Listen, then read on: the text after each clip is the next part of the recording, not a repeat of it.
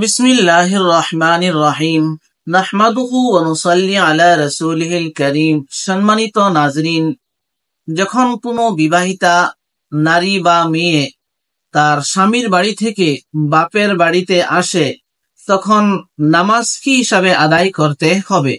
তবে এই বিষয়ে সর্বপ্রথম কথাটি হলো যে যদি বিয়ে শাদীর পর স্বামীর বাড়িতে স্থায়ী হিসাবে চলে যায় আর স্বামীর বাড়ি আর বাপের বাড়ির মাঝে দূরত্ব 48 মাইল বা 78 কিলোমিটার হয়, তারপর স্বামীর বাড়ি থেকে বাপের বাড়িতে আসার পর 15 দিন বা তার থেকে বেশি থাকার নিয়ত করা হয়, তাহলে মুকিম হিসাবে গণ্য করা হবে আর নামাজ পুরো আদায় করতে হবে।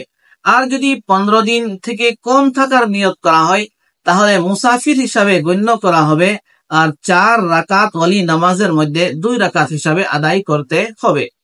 দ্বিতীয় কথাটি হলো যে যদি স্বামীর বাড়ি তথা বাপের বাড়ির মাঝে দূরত্ব 48 মাইল বা 78 কিলোমিটার না হয় বা বিয়ে শাদী হওয়ার পর স্থায়ী হিসাবে এখন পর্যন্ত স্বামীর বাড়িতে যায়নি, তাহলে এমত অবস্থায় পূর্ণ নামাজ আদায় করতে হবে।